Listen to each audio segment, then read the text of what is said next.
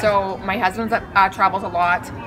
Sometimes when he's out of town and I can't get a hold of him, I get very fearful or afraid. So I'm walking through a journey in my marriage where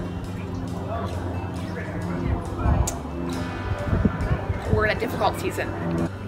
When we drilled down into that, it was that there was a sense of, I was missing the sense of security.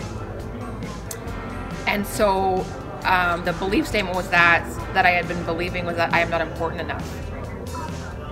And when we talked through it and I revised that, the belief statement that we came up with was that God sees me as important and my security comes from Him.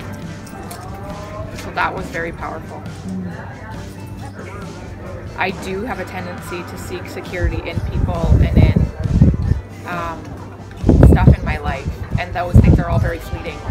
And if I find my security in Jesus, it's secure and it's always there. So Chris invited the participants to engage in an activity where he asked them what they were hearing from me, and everybody wrote down what that thing that they were hearing was.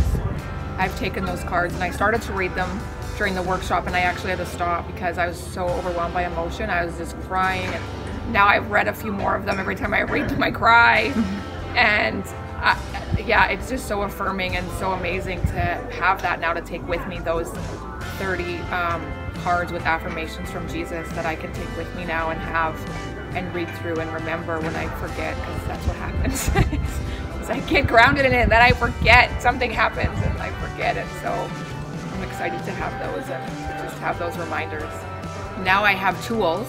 I love how practical the tools are, because now I have the tools to go to Jesus for my affirmation and those ways of communicating with Him that I didn't have before. And I'm excited also to have the tools to walk my children through that and other people in my life who I know are struggling. And it's just such a practical, easy thing to do once you know it. And yeah, so I'm excited to take that forward.